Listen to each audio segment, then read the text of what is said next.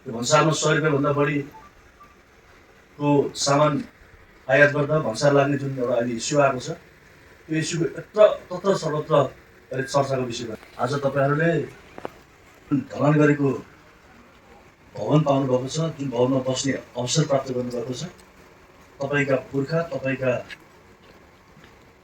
अगाडिका अग्रजहरूले त्यो मौका प्राप्त गर्नु भएन। दर्शकबिन नमस्कार।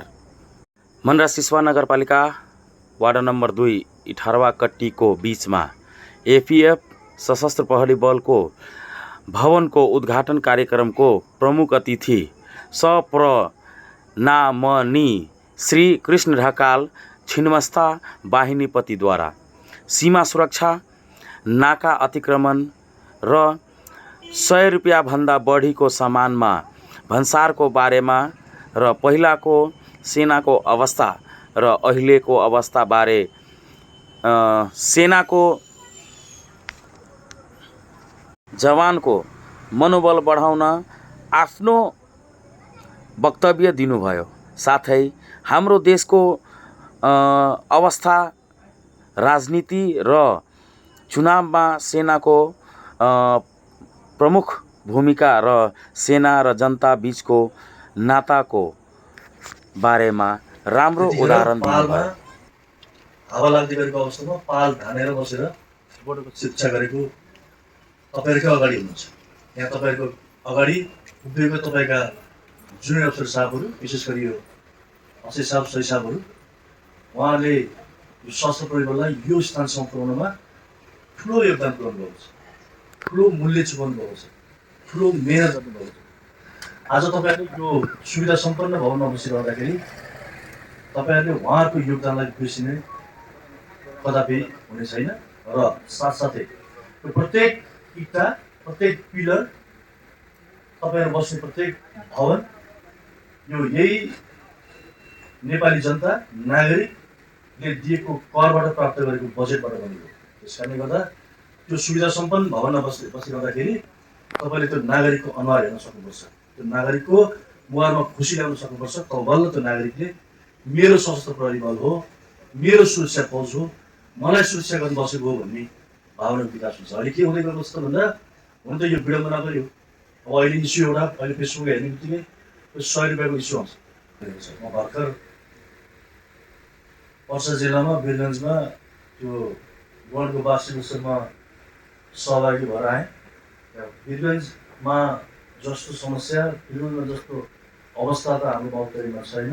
तैपनि मैले के भनेको छु त भन्दा, यो हामीले बुझाउनु पर्ने जरुरी छ। हामी राज्यका सरकारका प्रतिनिधिहरू हौं। हामीले पब्लिकलाई बुझाउन के जरुरी छ त भन्दा, चाहे जुनसुकै कदम चालियोस्, सरकारले, राज्यले जनताप्रति अनुदार भएर जनतालाई दुःख दिने नियतले कुनै पनि नियम बनाएको हुँदैन। यो सरकारले बनाएको नियममा कहीँ न कहीँ, केही न केही जनताप्रति उत्तरदायी भएर बनाएको हुन्छ। हाम्रो बुझाइ, आम बुझाइ चाहिँ पब्लिकले थोरैभन्दा थोरै सामान ल्याउने बेला पनि भन्सार दिने अवस्था आयो भन्ने हो। यसका केही समस्याहरू छन्, यसका ड्रब्याक्सहरू हामीले बुझेका छौँ। यसको ड्रब्याक्सहरू, यसका समस्याहरू के अहिले भोग्दै गरेको छ पब्लिकले भन्ने कुरा एउटा सम्बन्धित निकायमा पुनर्निकायहरू पनि हामीले गर्दै आएको छौँ। तर सरकारको इन्टेन्सन के हो भन्ने कुरा हामीले बुझाइदिनुपर्छ। सरकारको इन्टेन्सन भनेको कर प्रणालीलाई कमसेकम कर कल्चरको विकास होस्, भन्सार तिरेर ल्याउने प्रवृत्तिको विकास होस् भन्ने एउटा मनसाय पनि हो। सरकारले जनतालाई दुःख दिएको भन्ने अर्थमा जुन बुझिएको छ त्यो नबुझिदिनु होला। म आम जनतालाई पनि यही आग्रह गर्न चाहन्छु र विशेष गरी हाम्रो सञ्चार गर्ने साथीहरूलाई यो चिजलाई चाहिँ फ्लो गरिदिनु होला भन्ने मेरो आग्रह छ। हो, समस्या परेका छन्, समस्या अनुभव पनि भएको छ, त्यो रिले पनि भएको छ, उहाँहरूबाट छलफल पनि भइरहेको छ। यो विषयमा हिजो मात्र पनि हाम्रो आइज साहब लगायतको सबै टिम मन्त्रालयमा गएर यो विषयमा छलफल पनि भएको थियो। केही सहज बनाइदिनुपर्छ पब्लिकलाई भन्ने कुरा रियलाइज नभएको होइन। तर अहिले मैले सकल दर्जा राष्ट्रलाई के निर्देशन गर्न चाहन्छु भन्दा, अहिले तपाईहरुले कुनै कुराको प्रतिक्रिया दिने समय होइन। यो मैले चाहिँ भन्सारमा अलिकति सहुलियत दिन्छु, छुट दिन्छु, मेरो यो धारणा छैन, मैले यो हाम्रो अधिकारको विषय होइन। भन्सारमा कति रकम छुट दिने, कति सामानलाई छुट दिने भन्ने कुरा सशस्त्र प्रहरीको दायित्वभित्र पर्ने चिज होइन, सशस्त्र प्रहरीको अधिकारभित्र पर्ने चिज होइन। सशस्त्र प्रहरीको अधिकार दायित्वभित्र पर्ने भनेको नेपाल सरकारले गरेको निर्णयको कार्यान्वयन मात्र हो। त्यो निर्णय कार्यान्वयन गर्ने क्रममा तपाईहरुलाई समस्या छ, मैले बुझाएको छु। तपाईहरुलाई पब्लिकको अनुहार पनि हेर्नुपर्ने छ। म के भन्छु त भन्दा हामी त यस्तो मजदारमा उभिएका छौँ, कानुन अथवा सरकारले दिएको निर्णय कार्यान्वयन पनि गर्नुपर्ने छ, यता छेउमा बसेको पब्लिकको अनुहार निनाउ र नौस्ती पनि हेर्नुपर्ने छ। हामी त्यो मजदारमा बसेको छौँ, तर त्यसलाई ब्यालेन्स गर्नुपर्ने जरुरी छ। त्यो ब्यालेन्स गर्नु होला। 2-4 दिनमा सायद केही निर्णय भएर आउला, सहज भएर आउला। सरकारले जे निर्णय गर्छ त्यसको कार्यान्वयन सुरक्षाकर्मीले गर्छ, गर्नै पर्छ। यो कुरा चाहिँ विचार गर्नु। र अर्को कुरा म के भन्छु तपाईँ, यो एउटा भवन मात्र होइन। किन सुरक्षा फौज डिस्टिङ छ, किन सुरक्षा फौजलाई युनिफर्म दिएको छ, किन सुरक्षा फौजको काँधमा फुली छ, यसलाई रियलाइज गर्नुहोस् न।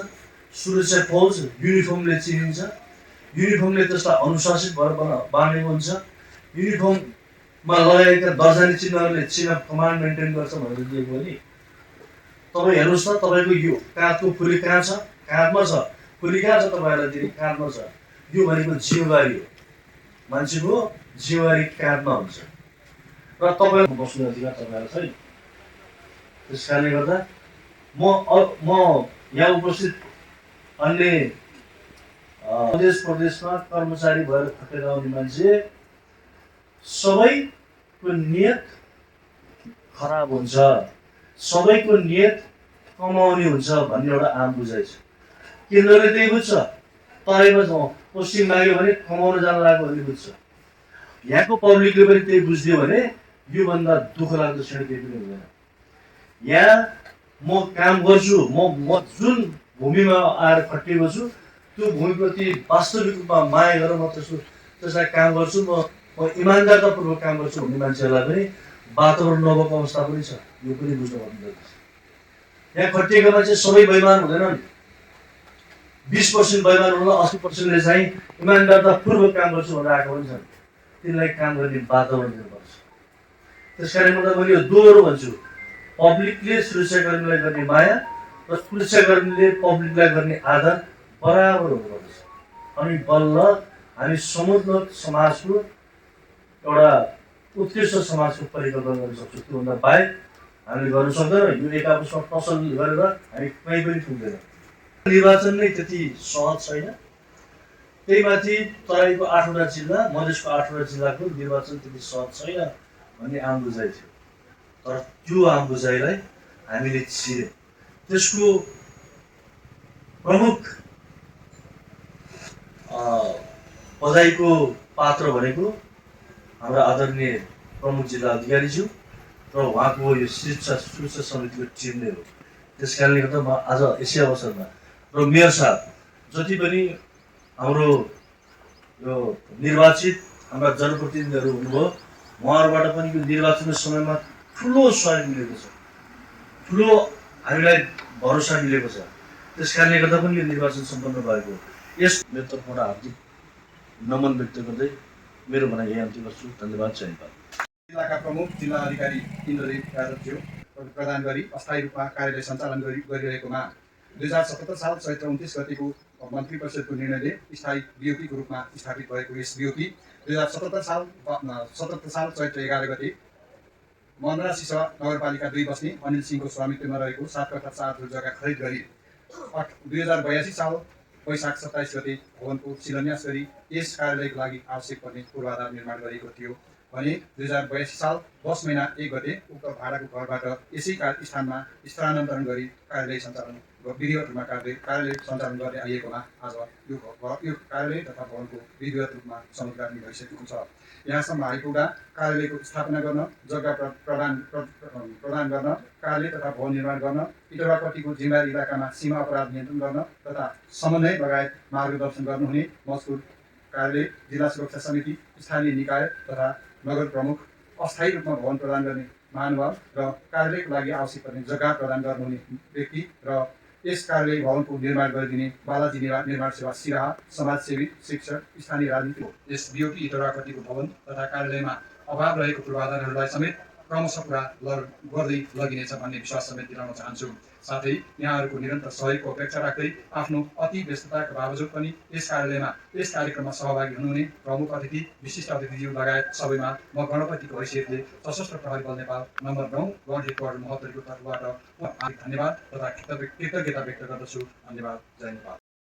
दर्शकबिन, जसरी हाम्रो देशका सेनाले हाम्रो देशको जनताको लागि मरि गए नि लडिरहन्छ, मृत्युन्जेलसम्म पनि लडिरहन्छ, त्यस्तै हाम्रो पनि दायित्व के भन्छ कि हामीले हाम्रो देशको सेनालाई, हाम्रो देशको प्रहरीलाई आफ्नो हृदयबाट सम्मान गर्नुपर्छ र धन्यवाद दिनुपर्छ।